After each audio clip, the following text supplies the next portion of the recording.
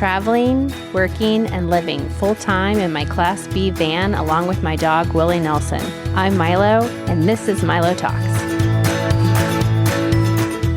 My next guest, I actually tried to get on my show last year after running into her in town, and I discovered that she and her husband lived on a boat.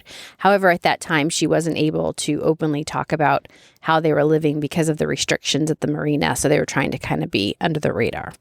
Since then, her life has changed. So now she's able to talk about how she and her husband ended up on a boat in the first place and how they have transitioned from boat life to RV life. This is my friend, Bev.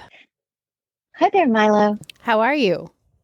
I'm well. How are you doing? I'm good. Do you like being called Bev or Beverly? Either one. I love both. You just like it when people say your name? Oh, yeah, for sure.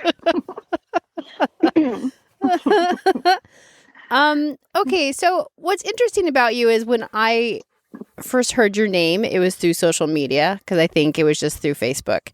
And then you said hello to me on the street in Bay St. Louis. And your name, for some reason, is just memorable. So, but what I didn't know about you that entire time was that you lived on a boat. Yes. And then I said, oh my gosh, that's amazing.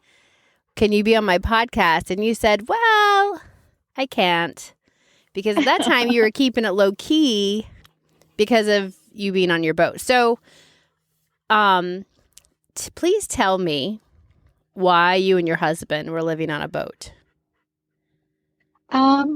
Well, we were living in the Kill since before Katrina. And we renovated our home just before Katrina, and then Katrina helped us to renovate it again.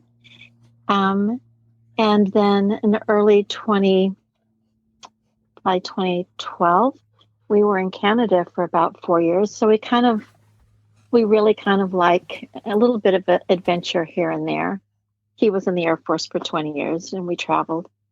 And so when we got back to the Kill in 2016, we had been watching some YouTubers who traveled in their RVs, and some of them even transitioned to boats. And it just piqued our curiosity. We started thinking about maybe traveling the Great Loop in a boat when Fitz retires. And so that we started walking around harbors and dreaming. And you just decided, someday is today. So we purchased a boat and parked it in the Bay St. Louis harbor, and we enjoyed it for, I think, a couple of years. And then just decided, well, why not go ahead and sell the house and just live there. I mean, I guess there was no particular reason. It was just maybe because I had such a great desire to live in Bay St. Louis. I think maybe that probably was the driving factor. I love the Bay so much, and I teach yoga, or I taught yoga there, and I just wanted to be part of that beautiful community for however long. And so, yeah. I think that's probably the reason we decided to go full time. And then we decided that we would not take it on the Great Loop because, well, the boats were expensive to repair. Right. And so we just enjoyed it. It really became our condo in the Bay, actually. So how long were you on the boat? How long did you live on the boat? We lived there full time for a little over a year and a half. Okay. And you didn't go anywhere in it? No. I think what kind of boat was it? It was a Carver. Is that that's a sailboat? It's a motor yacht, they call it. Oh. So you were living in a yacht in the marina in a coastal town of Mississippi, but you didn't go anywhere. We didn't. Well, we did take it out a couple of times out into the bay and, towards one of the islands. But, it's just, it was an older boat. 30 Right. years old. And so we just got to thinking, and we're not people that grew up navigating large boats. This is our first big boat. Oh, And so goodness. it just Okay. became, it's just so comfortable to just be, just to be there. Right. And I get it. It's a great little town. I mean, I go Mhm. there often because of that, for no other reason other than Mhm. it's a great little town. Okay, so then I know that due to the last storms, it had become damaged, correct? It did. The interior got water, but we were able to clean that up. So we still lived in it after the last hurricane. But we did get a lot of banging, a lot of damage on the outside, and Mm. so much so that the insurance company eventually totaled her. Oh, okay. So, Yeah. and so hurricanes are coming, and are you taking the boat? You have to take it out of the marina then, right? And like, what were you weathering it out in the bay? No, we just decided it was safer for ourselves and for the boat to leave it there, as a number of Oh, other people did, and many people who took their boats out lost their boats, oh my or they were goodness. damaged. And some people stayed on their boats and were incredibly terrified. So, for us and for our own safety, we decided, not right, before a hurricane is coming when the winds are already getting pretty great, and we not huge seamen, we just decided to leave her there, and some boats that were there did fine. There were, I think, 6 that sunk right there in the harbor, Oh my goodness. and ours, we she didn't leave. She was cleated up, but she was just kind of banged against the pilings. Mm. Oh my goodness. Okay, so you had sold your house. So this is your full-time home. This is your That domicile that's now damaged. Like right, anybody else right. after a storm, but yours is on water, making it a little bit more difficult. Um, and so you have insurance, and then you opt to get an RV. Why not? I mean, you could have just gone back and got a house. Did you We think about could. that?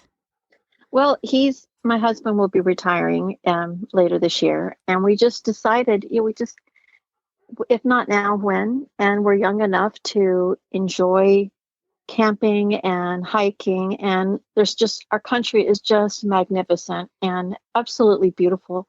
So many things we want to see before, we settle down again. And we decided this was our opportunity. So yeah, we took the breath and took the plunge, and so here we are, sitting in an RV park In Mississippi.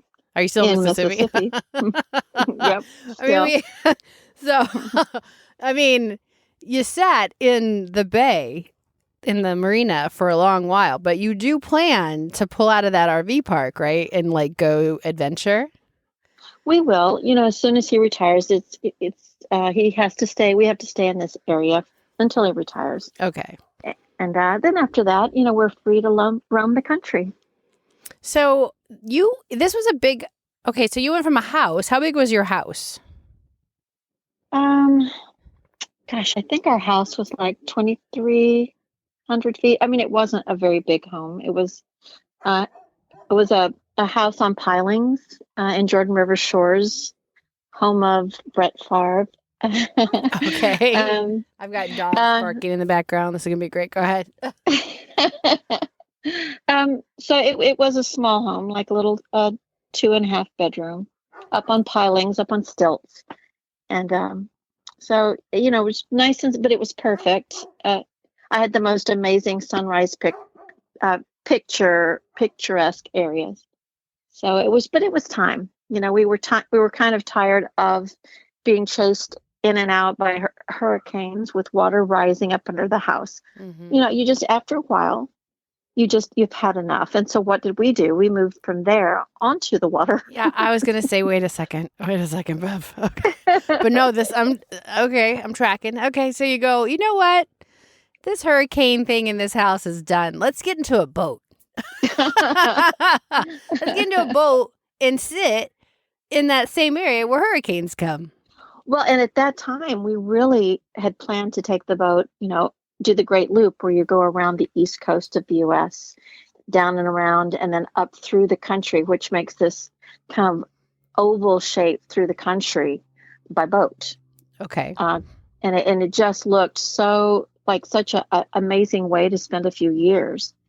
But and there's a saying about boats, it's bust out another 1,000 is what BOAT stands for. And anything on a boat, anything is more expensive than on land. Mm-hmm.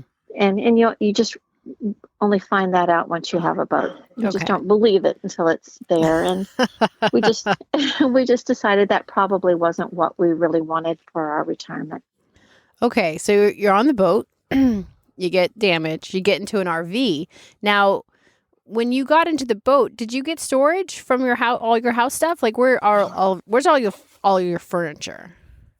Well, we sold most of our things, and some of the memorabilia or furniture that we think we might want to use again, not very much of it. We stored in a little storage area in the kill, like a 10 by 10. Mm-hmm. And the rest of it, we stored all of my arts and crafts and paintings.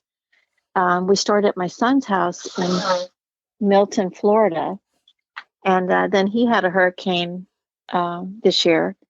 I think it was in September, October. It was Hurricane Sally, and he got flooded. So all of those things were ruined. They were. You lost all of your art? All of it, yeah. Oh my gosh! Yep. You move it someplace thinking it'll be safe. Mm-hmm. Yeah. And oh my goodness, talk about having to let go because of Mother Nature. Yeah. I mean, it just happened. I mean, he lost his things. My daughter she'd stored things there. But you just, I was able to save some of my smaller pieces that were up high. Mm-hmm. But most of all big things that were sitting on the floor or ground floor, water is just very unforgiving. Sure. Okay, so I guess it helped us downsize. Let's just say that. Even if it wasn't actually, in your storage, you still no longer have to worry about it. It's gone. Right. So you are now in the RV. Now, you went from a yacht. I know it was a yacht, but it's still not, there's no comparison to a boat and what you're living in now, because you're in a Class A RV, correct? Correct. But the boat was 42 feet, and actually, her name was the Rubicon. Oh. It was roomier, actually, than our Class A. Was it? Yeah. Because there were like a couple of different living areas. The kitchen was bigger. I mean, interestingly, there actually was more room. We had to downsize from moving from her onto the RV. Oh my goodness! Interesting. It surprised us too. Yeah, I would have completely thought the opposite. I would have thought you just maximized your living space, but you didn't. Oh wow. Okay. Did you have enough room for all your stuff in the RV? That is still a process. I'll tell you later. If it works. Okay. Oh my goodness. Okay. But I'm told it's a constant purge. As you well know. Oh my gosh. Yeah. I sit back and go, okay, I need to go through this again. I need to go through this section again because it's either gotten disorganized. I've started shoving things, I'm like, I need to have this readily available. So I'm going to shove it in this drawer. Well, then eventually everything I've touched in the last 3 days has ended up in that drawer. I don't seriously need to meet. And I mean, that may be a slight exaggeration, but you understand that, the catch-all drawer becomes the junk drawer. And then you go, okay, what all of this do I really need? Like I'm one of those that I have batteries in there that now I don't know if they're good or bad. Oh, who does that? I did it. But like going through my clothes, I've done it a few times where I'm like, okay, it's been another 6 months and I haven't worn this. And I'm like, no, I'm not ready to get rid of it because I never know. You never know. I just might need it for that one thing. And I'll go, oh, I'm so glad I have this. Well, and you think of hobbies too, or you think of musical instruments, and Mm. you make the promise to yourself, "Oh, I'm going to use that. I'm going to learn to play that."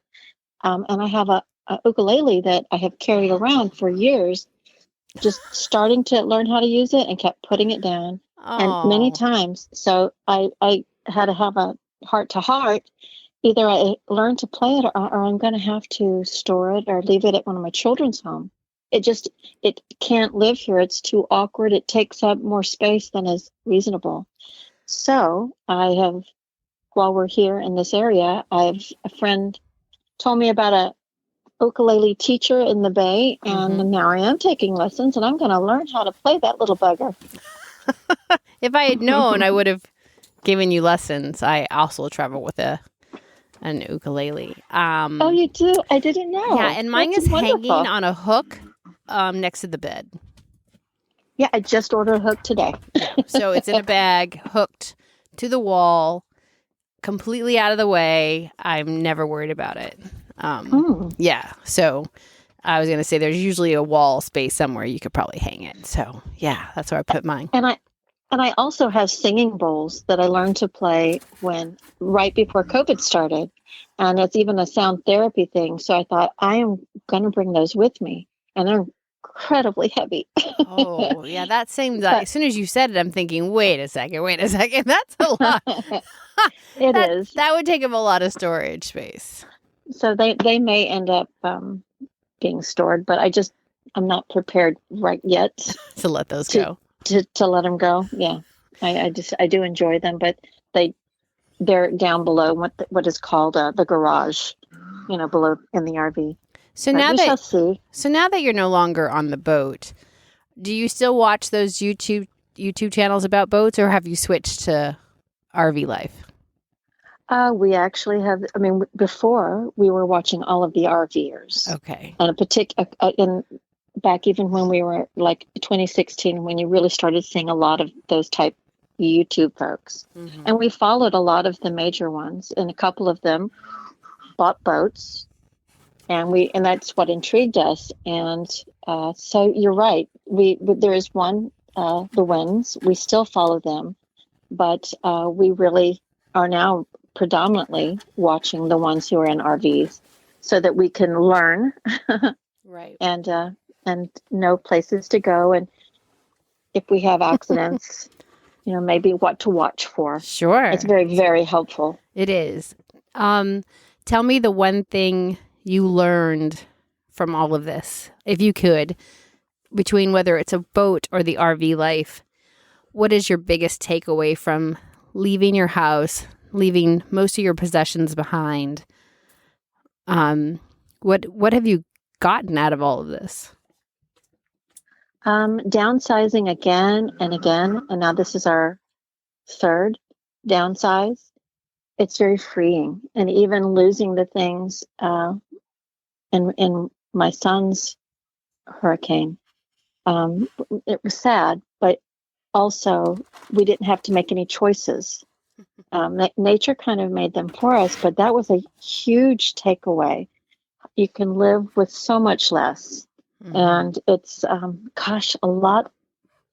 It's a release, and a relief. So that's probably the biggest, especially each time you have to, and I'm still purging. Um, but that some things eventually I might really want, like things for my crafts, my yoga or sound therapy. Those things I will want to revisit again. And so Mm-hmm. I don't want to get rid of them, but there's lots and lots of other little things that I have the memory. So I don't need the things anymore. Mm. Now, you teach a fitness class, a yoga class. What do you teach online? Currently, because I just think it works. It really works. I teach a chair yoga class online on Zoom, and I started doing that back in April of 2020 when I wasn't able to go to the studio there in Bay St. Louis, Treehouse Yoga, Mm-hmm. because it had closed due to COVID.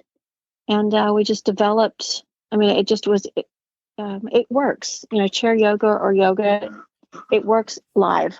I know there's a lot of YouTube videos that are recording, and they're lovely, lovely, I'm sure. But there's a certain, I don't know, a certain sweetness when you are practicing live with people, even though you're not in the same space, which is, of course, the best way as for the community. But this is a nice close second. And can anyone join you, or how do they find out about it? Oh yeah, I'm told I haven't tried it, but I'm told I can host 99 people with my Zoom class. Oh my goodness! Okay. So yeah, but I think I've only had a total of maybe 20, 21 in class at one time.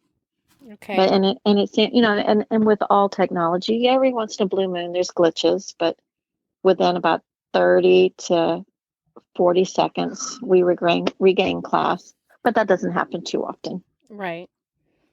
So how do people find your class if they want to join your class, Bev?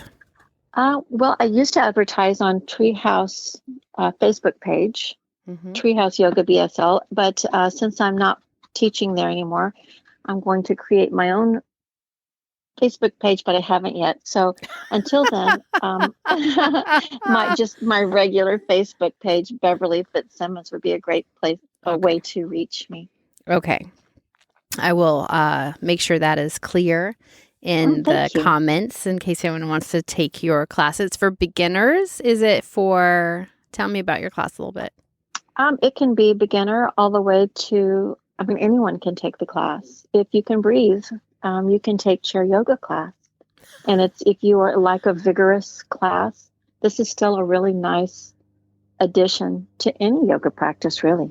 It's nice. Okay. Well, great. Well, thanks for sharing your story, how you went from the boat to the RV. I think it's so interesting. First off, I had everything wrong. I had everything wrong in my head about you. What did you have wrong? Well, I thought you were on a sailboat. In my head, when you're like, we're on a boat, we're in the marina, I'm like, oh my gosh, that's so cute. They're probably in this little sailboat. Because I had met couples in Guam when I was there that lived in their boat and they had sailed there. So in my head, I'm like, okay, clearly you are in a sailboat. And then you're like, yeah, we're just, because I didn't press you or really ask anything else about it. So that was, that's on me. But so then when you said that you moved into your RV, I'm thinking, oh my gosh, they must have just traveled everywhere in their sailboat and now they're going to be on land traveling everywhere. No, I've been wrong. My own fantasy of your life is amazing. Well, I think we disappointed you. No, oh my gosh, no. But that's just it. Like, we can paint stories of what we think someone's life may be like, but until we actually have the conversations, we don't know, right? You were able to actually click it all into place for me. I'm like, oh, you're in a really nice boat. So I'm thinking, literally, when I saw your RV, because you were mysteriously parked across me at a campsite. That was so strange. I'm like, ooh, that's funny. You're stalking me. So that's okay. But so in my head with this sailboat you just moved from, I'm like, oh my gosh, they're living the high life now in that big old Class A. They probably have more room they know what to do with. And no, you have had to downsize and you're like, wow, where are we going to put everything, including this ukulele? Well, and I can tell you, I do miss being on the boat in the bay, the rocking and the rain. It was just, we loved it. We loved that constant movement. It was tranquil and peaceful all during the COVID year last year. It was so private. It was a lovely place to be. Yeah.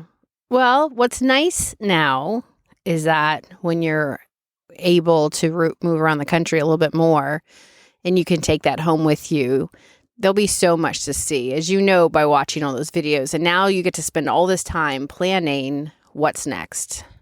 And as you said, if not now, then when? So how much more time do you have until he retires? October. Gosh, it's close.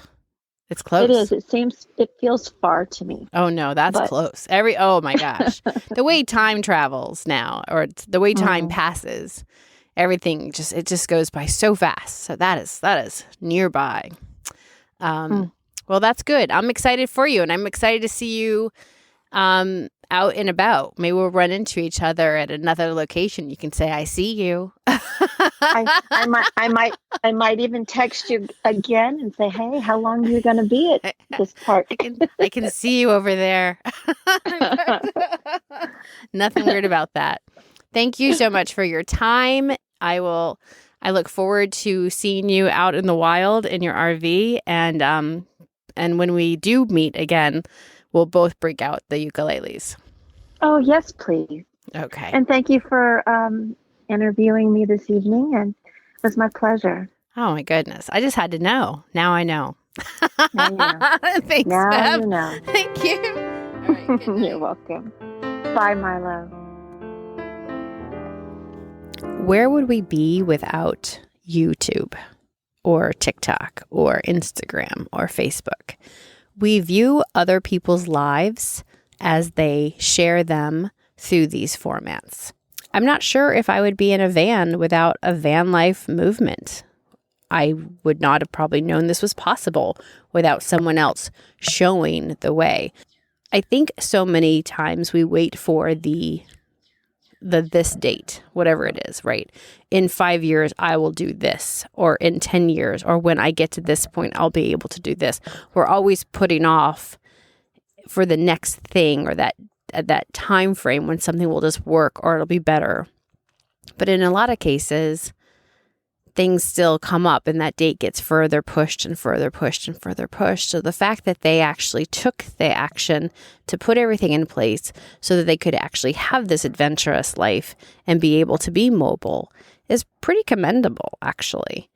And of course, they had the means to be able to do that because they've obviously got their finances in line to be able to do that. And I know that's not the answer for everybody, but it is interesting that they started by watching a YouTube channel, started to have that dream for themselves, and then set that plan in motion. I don't think we should wait for our dreams. I think we need to go after them. Lighten your load and head for your dreams. Thank you for listening to Milo Talks. You can follow me on Instagram and Facebook at Milo Talks, or email me at milotalkstostrangers@gmail.com.